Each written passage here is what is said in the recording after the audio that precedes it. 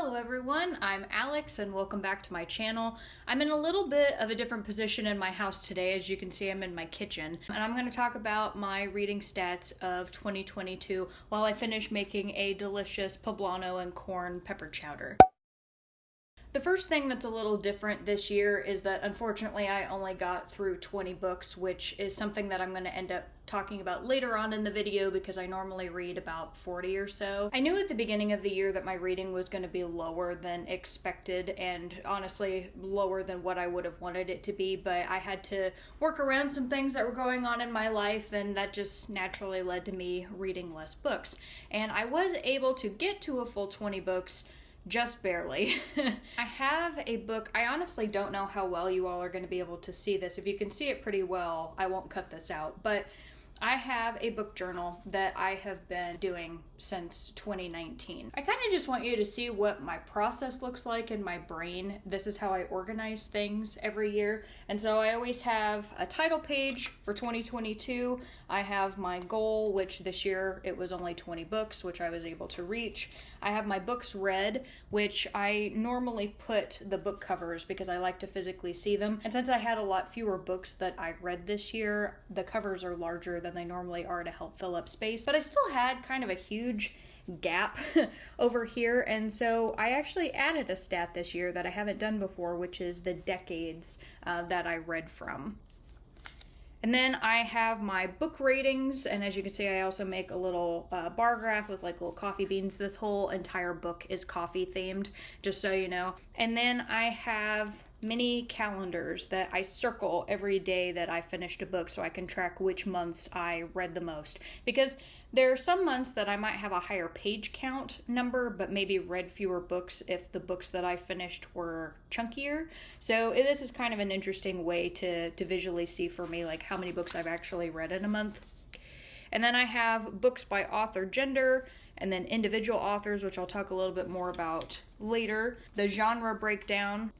Then I also have things like format, so a physical versus an ebook copy, an age range section, and then some Goodreads stats, which I'll also end up talking about. And I also have another page in here where I do the total pages and I mark like the longest and shortest book that I read and the page like length of each book.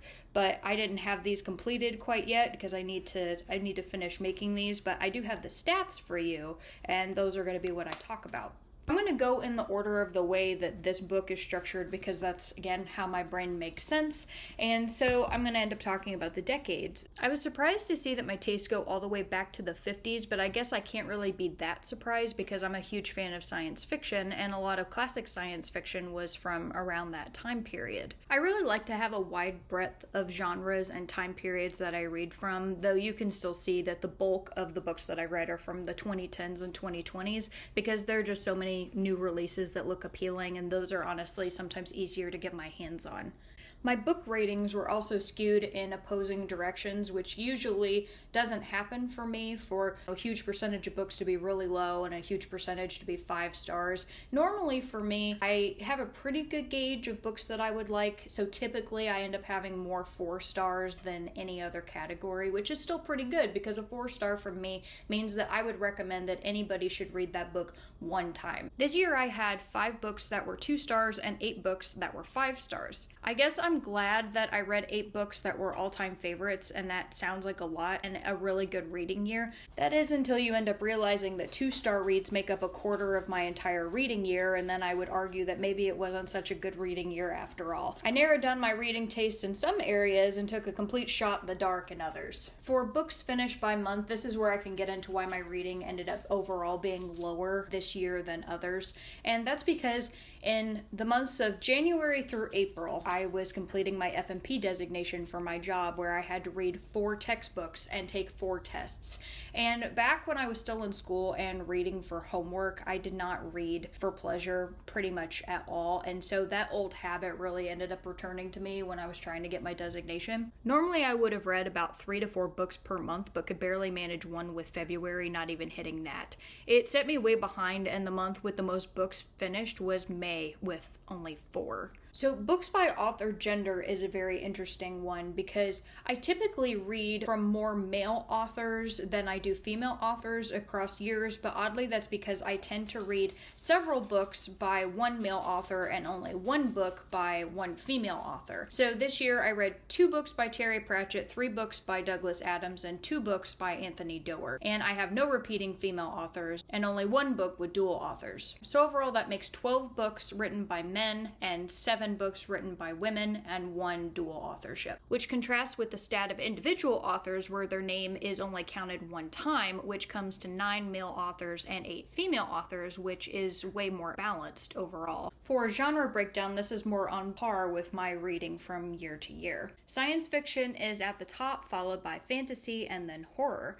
And I'll try to read widely and cover at least 6 different genres of fiction in a year, but like anyone, I also have my favorites. Total pages as of filming today, which is December 27th, it was 6,958. The longest book that I read this year was Under the Dome at 1,072 pages, and the shortest was a tie between 2 books, A Prayer for the Crowned Shy and The Scribbly Man. The ironic thing is that A Prayer for the Crowned Shy was a 5-star and Scribbly Man was a 2-star and was one of my lowest ratings this year, so length of the book doesn't really make or break the book. Then there is the pages per book breakdown. Not surprisingly, most of the books I read fell in the average page range of 201 to 399. According to Scribe Media, 64% of #1 bestsellers fall within that range. I also did tend to veer more towards shorter novels this year because I was trying to keep up with my reading. I already knew I was so far behind. And honestly, there's nothing wrong with that. It's okay to need to read more short novels just so that you can keep reading, like have a book hold your attention. The average number of pages I read per day was 19, and the average number of pages per book was 348.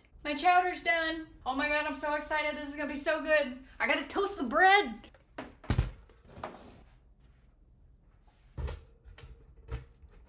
And while I'm running around making toast, I can tell you that the age range that I read in was 1 middle grade, 1 young adult, and 18 adult books.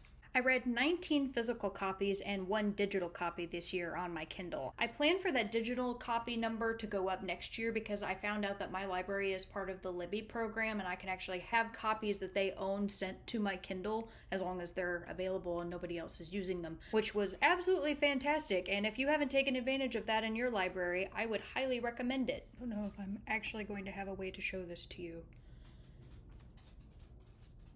but it looks absolutely delicious. And I'm very excited to eat this. I know I totally messed up my camera angle with that last shot, but this is my last thing. I'm going to talk about my Goodreads stats while I melt butter. The most rated book I read is The Hitchhiker's Guide to the Galaxy by Douglas Adams at 1,696,048 ratings. The least rated book is The Time-Traveling Caveman by Terry Pratchett at only 466 ratings. And then I like to do a thing where I talk about my converging and diverging opinion. A converging opinion is me agreeing with the Goodreads rating, and the diverging opinion is me saying, I don't freaking think so. My most converging opinion was Station 11 by Emily St. John Mandel, which I gave 4 stars and has an average rating of 4.07. My most diverging opinion was House of Leaves by Mark Z. Danielewski, which I gave 2 stars and has an average rating of 4.09. And guys, that is all I have for you today. I'm just gonna finish up cutting this toast. I have some delicious Old Bay butter spread that I'm gonna be putting on this. My chowder turned out fantastic, and I really appreciate you coming to hang out with me today in this rather unorthodox video talking about my book stats of the year. I hope to see you in the next video, and until then, stay safe out there.